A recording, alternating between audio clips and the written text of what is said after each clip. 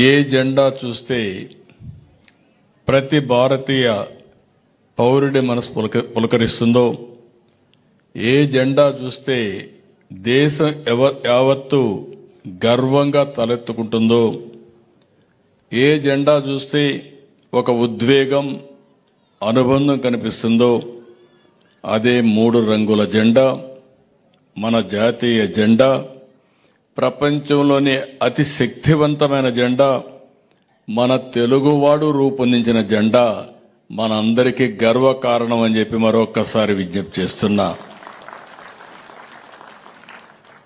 స్వాతంత్ర ఉద్యమ స్ఫూర్తికి ఈరోజు మనం ఒకసారి ఆలోచిస్తే 78 సంవత్సరాలు దగ్గర గడుపుకొని తొందరలోనే 100 సంవత్సరాలు ఉత్సవాలకు సిద్ధమవుతున్నాం.